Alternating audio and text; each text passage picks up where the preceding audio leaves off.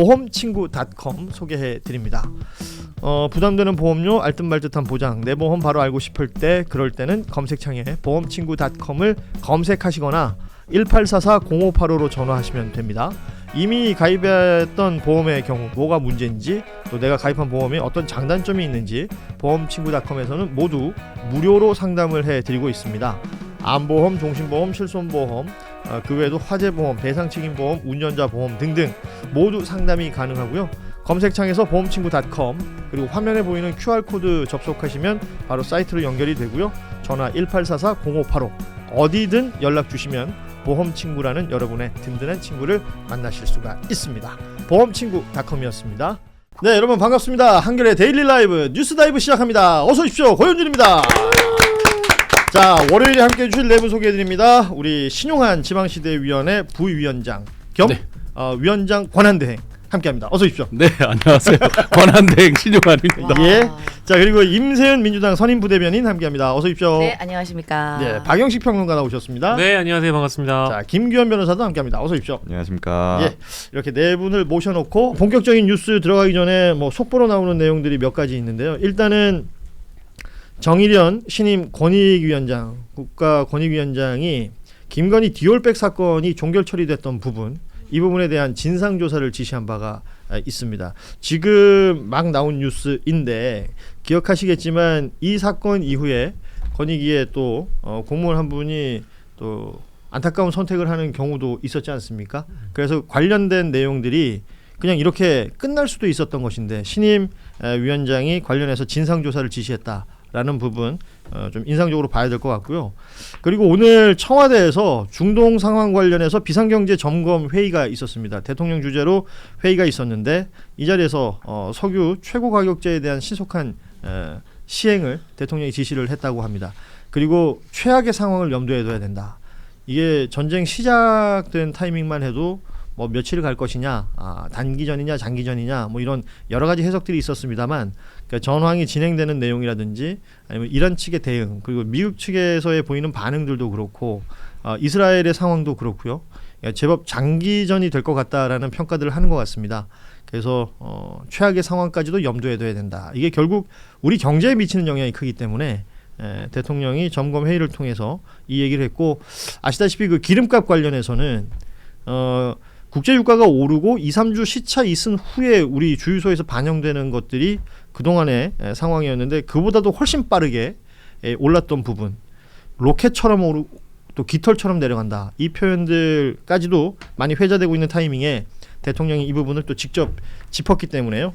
관련된 내용들도 후속 보도 있으면 저희가 전해드리도록 하겠습니다. 경제적으로 좀 장기적인 거를 장기전이 될 거라는 걸 우리가 예상을 하고 준비하는 게 리스크 매니지먼트 차원에서 특히 이제 국가적인 단위에서는 그게 맞는다고 보여지는 게 예.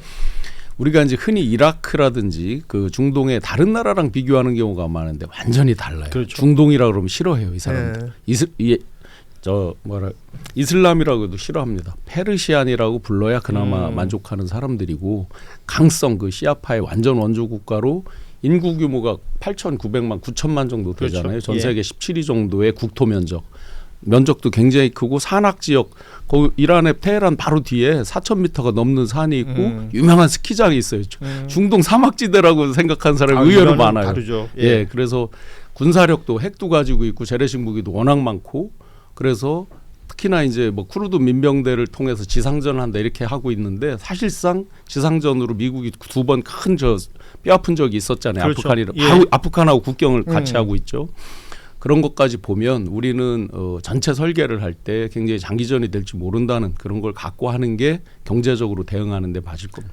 그래요. 이 내용들은 뭐 사실 아침 저녁으로 뉴스가 또 바뀌는 부분들도 있고, 그러니까 트럼프 대통령의 발언 자체가 막 오락가락하는 내용들이 워낙 많아가지고요. 네.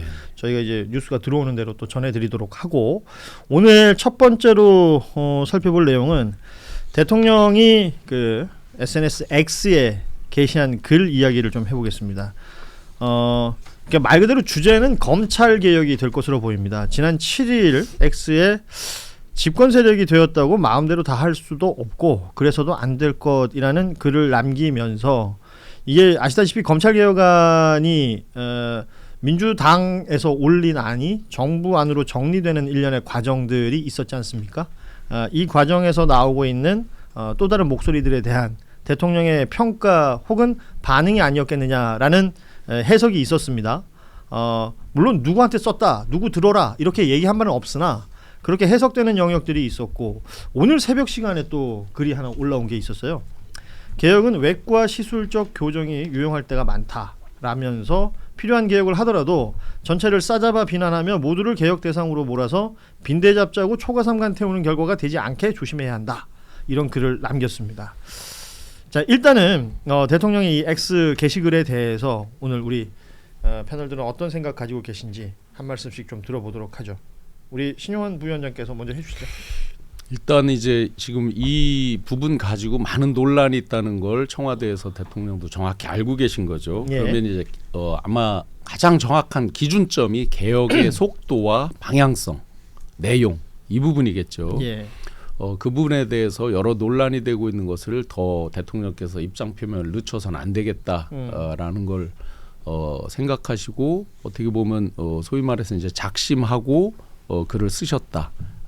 일정 부분 반대 또는 어느 정도 그 비판 이런 것들을 감수하고도 쓰셨다라고 저는 생각하고요. 그 기준점은 통합주의적 관점에서 안정적인 국정 운영 여기에 이제 방점이 있다고 생각을 합니다. 몇 가지 곳곳에 써진 그 키워드들을 보면 예. 우리가 권력을 다 받다고 다 우리가 이렇게 다 할 수 있는 게 아니다 이런 이제 뉘앙스들을 쭉 적어 놓으셨잖아요. 그걸 본다 그러면 일단 권력을 잡고 안정적으로 여야 그리고 진보 보수 우리 국민들 다 끌어안고 가야 된다.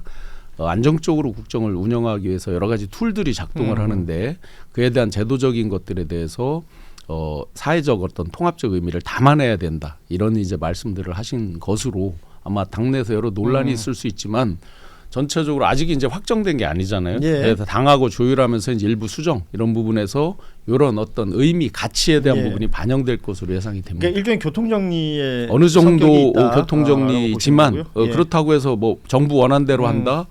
이렇게만 고집하신 건 단정지은 건 아니고 아니고. 예, 당과의 예. 이제 조율 관계를 잘 또 더 하겠죠. 박용식 평론가는 어떻게 봐요? 그러니까 저는 이게 이제 다목적의 포석을 두고 있다고 봐야 될 것 같은데, 물론 이제 앞서서 말씀해주신 이제 실용 노선, 중도 포함, 포용 노선 이런 것들도 이제 포함이 된다고 저는 생각을 해요. 왜냐하면 이제 선거를 임박한 시점이기 때문에 대통령 입장에서는 당연히 중도층 확장이 더 절실하실 거라고 저는 보고요.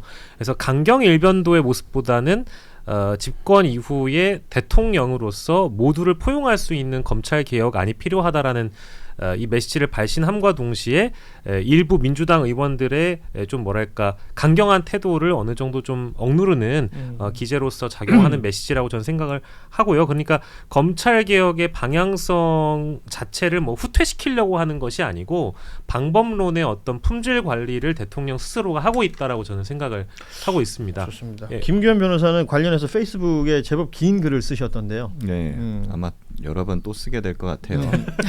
예, 그런데 저는 그냥 대통령의 뜻과 거의 뭐 동조하고 있기 예. 때문에 이렇게 봐야 될 것 같아요. 우리가 개혁을 한다고 했을 때요. 개혁을 왜 합니까? 잘못된 것들은 사람으로 인해서 잘못된 게 있고요. 시스템으로 인해서 잘못된 게 있습니다. 사람으로 인해 잘못된 휴먼 에러는 그 사람을 없애거나 처벌하면 됩니다. 그 인적 청산이죠. 예. 시스템이 잘못된 거는 그 시스템을 제도적으로 고치면 되는 거예요. 이게 지금 혼재되어 있습니다. 예. 대통령은 그래서 답답한 거죠. 사람이 잘못했는데 시스템을 없애자 그러고 시스템이 잘못했는데 사람을 처벌하자 그래요. 둘 다 해서는 안 되는 거거든요. 사람은 사람, 시스템은 시스템이니까요. 우리가 군이 내란에 동원됐고 또 가담했잖아요. 그렇다고 해가지고 우리 군을 없애버리자는 얘기는 누구도 하잖아요. 예. 예. 조의대가 파기환송하고 법원이 이상한 짓 굉장히 많이 했죠. 판사들이. 우리가 법원 재판제도를 없애버리자고 하지 않습니다.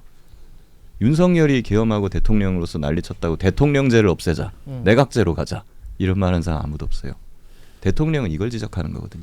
검찰 중에서 정치 검찰이 분명히 있었어요. 굉장히 잘못한 것들이 많죠.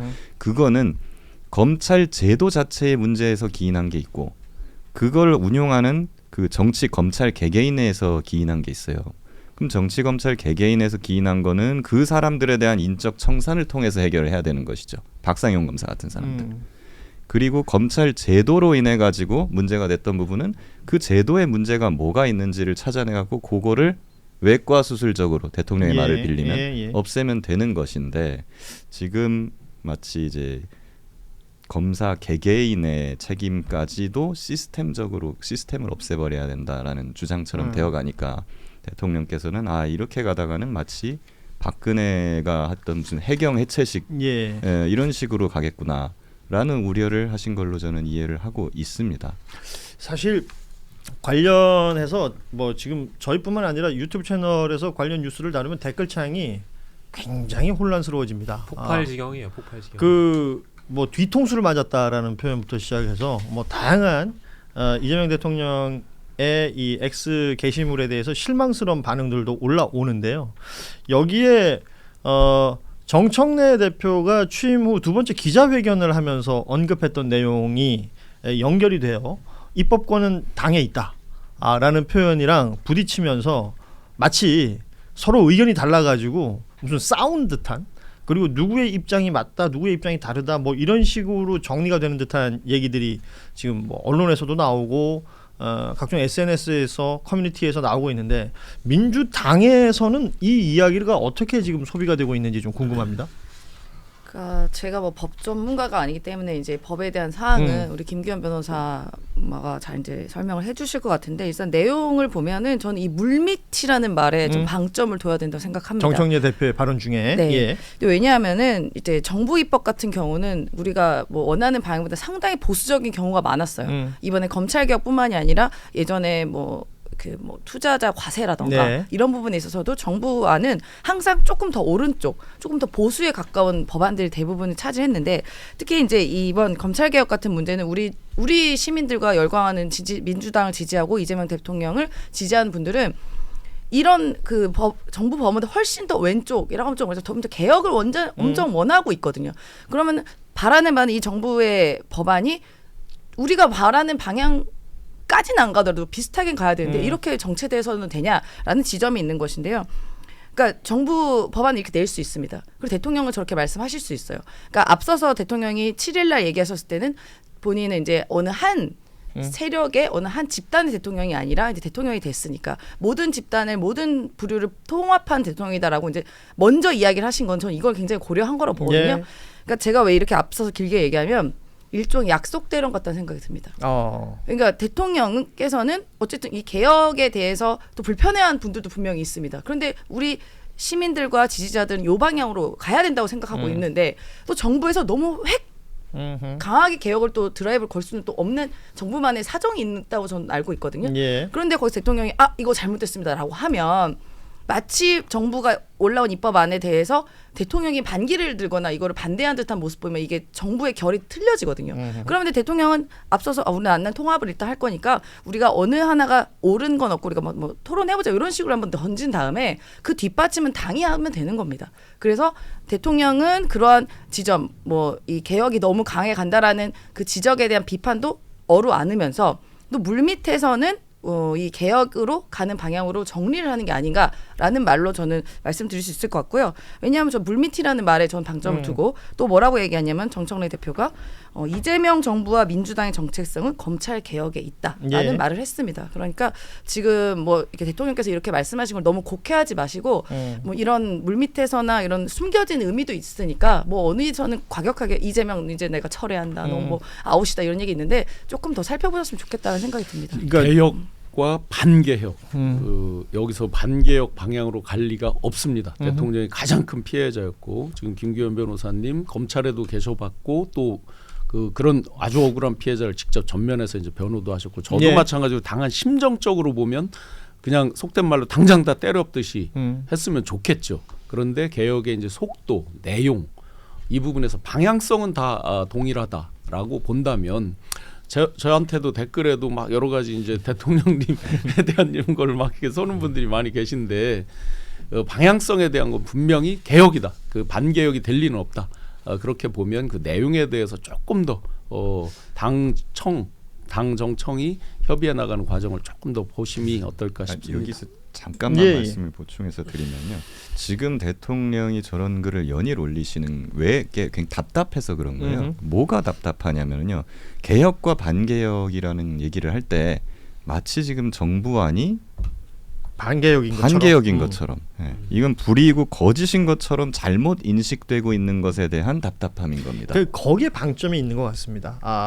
그러니까 요거는 이런 식인 거예요. 그러니까 예를 들면 법사위 일부 의원들이나 뭐 다른 일각에서 정부안은 개악이다. 오히려 검찰을 강화시키는 예. 법이다라고 하고 있는데 답답한 거거든요. 사실 좀 솔직하게 말씀드리면 그건 거짓말입니다. 네, 저는 거짓말은 하면 안 된다고 생각하거든요. 예를 들면 이런 거예요. 중수청의 수사 범위가 너무 넓다. 한 5대 4대 범죄로 해야 되는데 6대 범죄니까는 넓게 해놨으니까는 수사 범위가 넓어서 문제다라고 하세요. 그럼 반개혁인 건가요? 그렇게 따지면 경찰은 수사 범위가 무한대예요. 그러면 경찰은 무한대의 권력을 쥐고 있는 건데 그건 괜찮은 건가요? 네. 제한해놨잖아요. 수사 범위를. 수사 범위를 6대 범죄로 제한했는데 그게 반개혁이다. 맞지 않는 거고.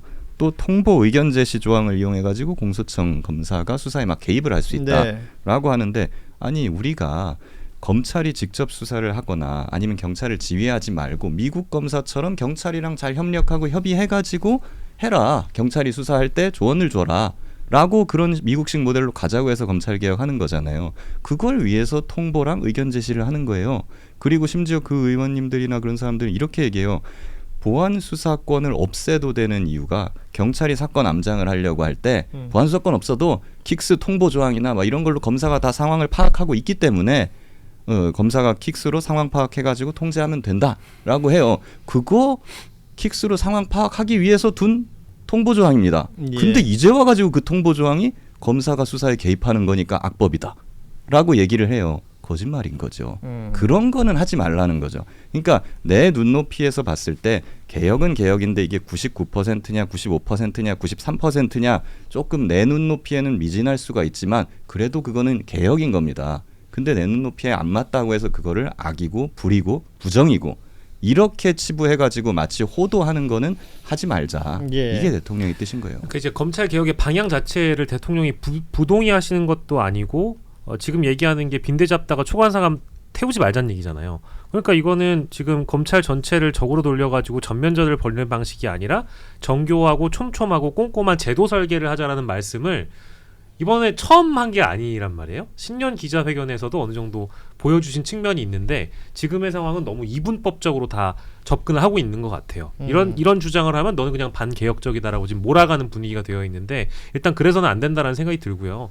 두 번째는 지금 대통령이 임기 1년이 안 된 상황에서 뭔가를 한다고 하게 되면 나중에 이건 임기 말이든 뭐 이게 어쨌든 국가 제도에 대한 설계이기 때문에 검찰 개혁을 실패하게 되면은 가장 큰 책임을 질 사람은 이재명 대통령입니다. 그렇기 때문에 반복적으로 얘기할 수밖에 없는 거예요. 그러니까 뭔가 감정적인 대응이 아니라 뭔가 이제 어떤 검찰이라는 이름, 검사라는 이름을 혐오적으로 생각하시는 분들의 마음도 충분히 존중은 합니다만은 이거는 이제 사법 개혁 과 같이 맞물리는 제도적 설계가 필요한 부분이잖아요. 그래서 좀 더 우리가 세밀하게 접근해 두고 아까 이제 MC님이 얘기해 주신 것처럼 이게 아직 끝난 게 아니기 때문에 좀 더 진중히 지켜봤으면 좋겠는데 지금 이런 얘기를 해버리면 반개혁 인사가 되어버린 상황이고 검찰 대변인이 되고 있어서 이게 참 아쉬움이 많이 따릅니다. 비유적으로 하나만 말씀드리면 왜 우리 경호처에서 이제 막 그 윤석열 사병화 되고 그러니까 경호처를 경찰로 이관한다든지 여러 안들이 이제 막 논의됐잖아요. 그런데 이제 대한민국 경호의 특수성, 군과 경이 이제 합동으로 하는 어떤 그런 경호 체계 이런 것들을 통해서 이제 집권 이후에 시스템을 이제 재정비하고 이렇게 왔잖아요. 아마 똑같지는 않지만 비유적으로 이제 그런 실질적인 그 내용적인 측면 이런 것들에 조금 더 집중을 해주시면 좋을 것 같습니다.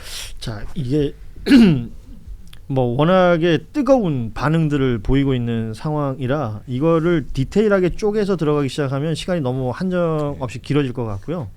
뭐 요 한 말씀만 좀 진짜 한 말씀만 하셔야 돼요. 네. 그리고 이제 이런 얘기까지 해요. 심지어는 이거 반개혁이라고 주장하는 쪽에서 예를 드는 근거 논의들을 보면은 본인들이 주장했던 것들도 있어요. 과거에. 네.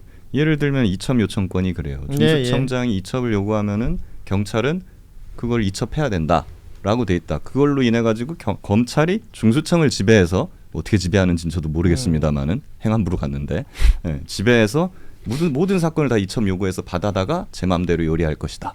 이렇게 이야기를 또 그러니까 하세요. 그런 행위를 기존의 검찰에서 소위 말하는 정치 검사들이 그러니까 예를 들어서 과거에 이제 등 같은 거죠. 그러니까요. 뭐 조항이 어떤 식으로 적혀 있는지 그리고 처음에 그 조항을 쓸 때 그런 용도로 쓰진 않았을 터인데 그거를 악용하거나 꼼수를 써서 정치 검찰들이 그런 것들을 이용해서 누군가 정적을 처리한다라든지 그러게요. 아니면 본인들의 권한을 강화시키는데 사용했다라는 것이 있으므로 지금 중수청법이나 공소청법에 적혀 있는 무언가가 그런 식으로 악용될 수 있다라고 주장하시는 분들이 있는 그럴 거지 수는 않습니까? 있는 건데요. 예, 첫 번째, 에헤. 예, 일단은 그 정치 검찰들이 뭔가를 악용하고 권한을 남용하는 이유가 뭐예요? 음흠. 예, 윤석열 같은 그 잘못된 정치인이 예. 위에 있어가지고 시켜서 하는 거잖아요.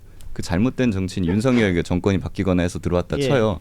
뭐하러 검찰을 움직여서 야 중수청을 시켜갖고 저거 이첩 요구하라 그래. 뭐하러 이렇게 합니까? 예. 중수청이나 경찰이 직접 시키면 되지. 자기가 대통령인데. 그래서 네. 지금 두 번째, 그래서 중수청 대박이다. 이첩 요청권은요. 일이 커집니다. 재밌는 지금. 거는 그 주장을 하는 분들이 예를 들면 조국혁신당이에요. 조국혁신당에서 낸 중수청 법안 있잖아요. 예. 거기에 토씨 하나 안 틀리고 이첩 요청권 조항이 똑같이 그러니까요. 있어요. 지금 그래서 본인들이 그렇게 주장을 해놓고서는 이제 와갖고 정부 안에 똑같은 조항이 있는데 그거 악법이라고 주장하고 그래서 있는 이 거예요. 디테일로 자기 들어가면 얼굴에 침 뱉는 거예요. 이거. 디테일로 들어가면 이 법률 전문가들이 각각의 주장을 하는데 둘 다 말이 돼요. 저는 지금 그렇게 해석이 됩니다. 왜냐하면 지금 그러니까 법사위에 있는 김용민 의원이나 추미애 법사위원장이나 다 법조인들 출신이시고 우리 김기현 변호사도 법조인 출신이라서 각각의 문장으로 각각의 해석을 하는데 소위 말하는 독소 조항이라는 것 중에 그러니까 몇 가지만 좀 짚고 싶습니다.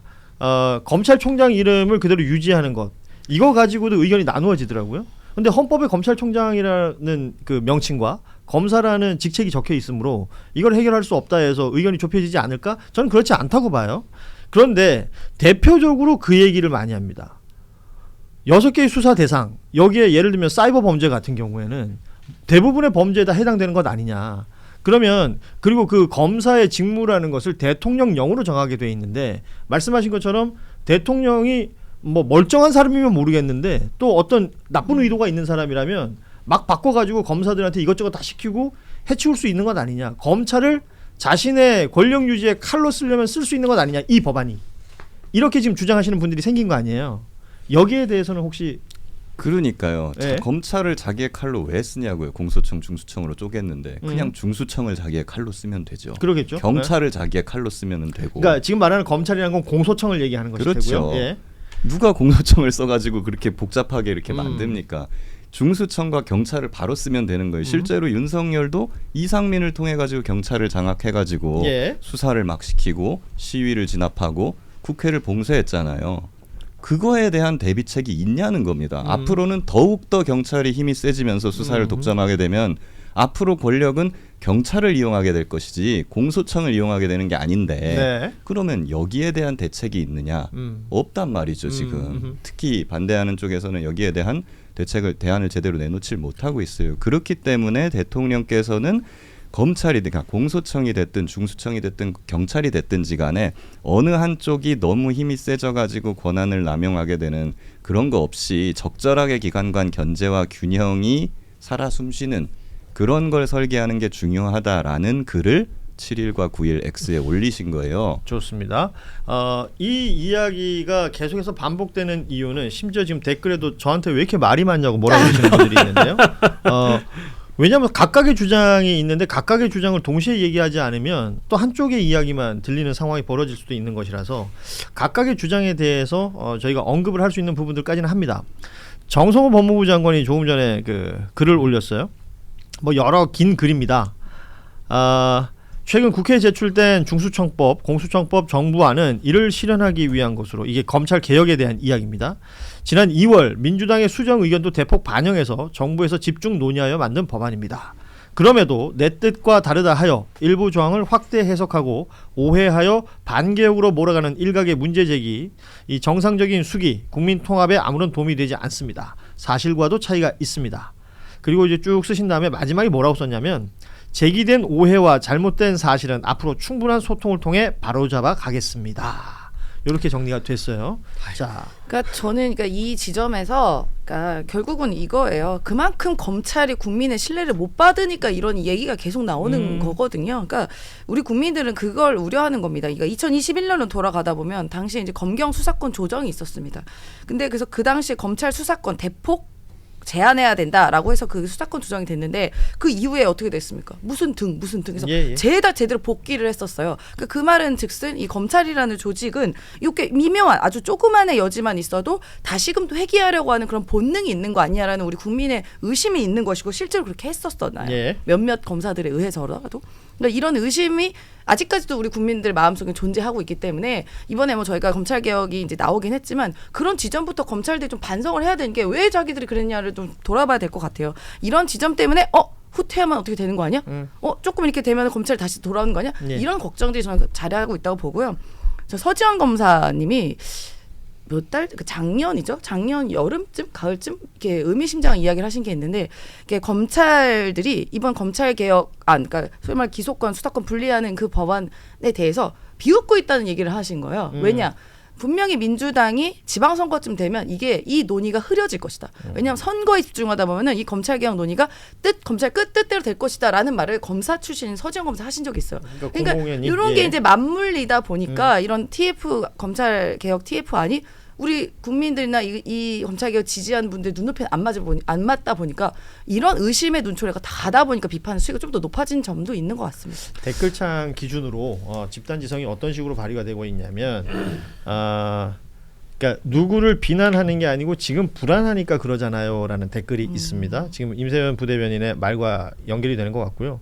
그리고 일련의 상황들을 공포 마케팅 혹은 분노 마케팅으로 삼는 정치인들이 또 있다라는 평가들도 하는 거예요.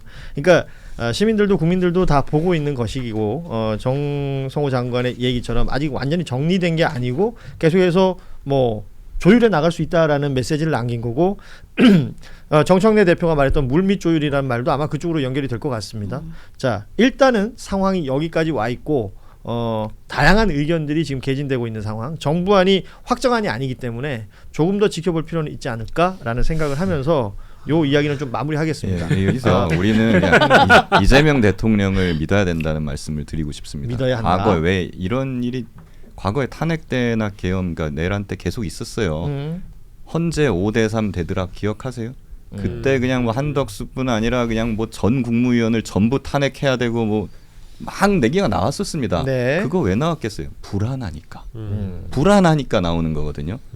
그런데 그럴 때일수록 전 그렇게 말씀드렸어요. 거기서 불안하다고 그냥 총을 막 난사를 하고 그냥 다 해버리면 그러다가 우리가 스텝이 꼬인다. 그럼 역공을 당한다. 지금 가장 많은 정보를 쥐고 있고 가장 많이 전략적으로 판단할 수 있는 것은 이재명 대표다. 모든 정보를 제일 많은 정보를 가지고 있으니까. 그러니까 그거를 믿고 기다리자라고 예. 제가 말씀드린 적이 있습니다. 지금도 우리가 뽑은 대통령이잖아요. 예. 대통령이 배신을 합니까? 우리를? 그게 아니라고 한다면 지금은 대통령의 지혜를 한번 믿어보자 말씀드립니다. 네. 오늘 저희 한겨레 뉴스다이브는 굉장히 신사적인 분들만 계신 거예요. 굉장히 유명한 뭐 저희 유튜브 채널 뉴스다이브에 계신 분들을 예. 다른 분들하고 이게 비교하는 건 나쁜 생각이라고 생각합니다. 아니야, 그 신사적이라고요. 네. 신사적이라고 이제 제가 칭찬드린 건데 그 여권에서 가장 유명한 유튜브 채널 뭐 아침 오후 제 기준으로 보면 배신자 이재명이라는 댓글도 많이 보여요. 아이고. 그러니까 지금 그 정도 상황까지 왔거든요. 근데 저는 여기서 한번 정리하고 싶은 게 대통령께서 신년 기자회견 하기 직전까지 단계에서 보면 대부분의 여권을 지지하는 방송에 출연하시는 출연자분이나 진행자분들이 계속 뭔가 이런 주장을 하시면서 대통령의 검찰개혁 구상은 절대 정성호와 다르다. 봉욱과 다르다. 조상호 법무부 뭐 비서관과 다르다. 저분들이 대통령의 눈과 귀를 가리고 있다라고 계속 주장하셨던 분들이거든요. 근데 2월에 신년 기자회견에 대통령 입장 딱 나오니까 그거에 대한 반성과 성찰은 없어요. 지금 이제 대통령께서 트위터에 글까지 지금 올린 상황에서 이제는 대통령과의 일대 결전을 벌이시는 분위기까지 나아가고 있는데 지금 김규현 변호사님 말씀 그대로 대통령은 지금 주장한 만큼의 대안을 내고 그 결과에 대해 무한 책임을 져야 하는 입장이라고 본인이 야당 대표 시절의 입장과 다르다고 얘기를 하고 있잖아요. 그러면은 대통령을 지지하셨던 분들이거나 대통령을 선택하신 분들 입장에서는 조금 이제 진정성을 가지시고 좀 기다려 보시는 것도 하나의 선택지가 아닐까 제가 싶어요. 어렸을 때라 잘 모를 수 있지만 노무현 대통령 시절에 한미 FTA 할 때, 맞아요. 이라크 파병할 때 어땠습니까? 그때 예, 뭐 노무현 대통령 굉장히 저는 자꾸 외로웠을 것 같아요. 이제 이야기를 이어가다 보면 오늘 방송은 이것만 하다 끝나야 되니까 그냥 짧게 말씀드리면 예. 국정에 이제 위원장도 해보고 지금 직무대행도 해보잖아요. 하고 있잖아요. 다 겉으로 드러난 게 다가 아닌 경우가 대부분이에요. 예. 그래서 하고자 했으나 하지 못하는 것, 전체적인 걸 다 고려하는 것, 이게 이제 국정의 책임자로서 더군다나 대통령님은 최고 책임자잖아요. 정말 고려할 게 많다. 그것을 조금만 이해한다 그러면 예. 충분히 좋은 솔루션으로 이렇게 갈 거라고 봅니다. 좋습니다. 이 이야기는 요쯤에서 가름하고 더 이어지는 이야기가 있으면 저희가 뉴스다이브 또 다른 시간에 다루도록 하고요. 보험친구.com 소개해 드립니다. 부담되는 보험료, 알듯말듯한 보장, 내 보험 바로 알고 싶을 때 그럴 때는 검색창에 보험친구.com을 검색하시거나 1844-0585로 전화하시면 됩니다. 이미 가입했던 보험의 경우 뭐가 문제인지 또 내가 가입한 보험에 어떤 장단점이 있는지 보험친구.com에서는 모두 무료로 상담을 해드리고 있습니다.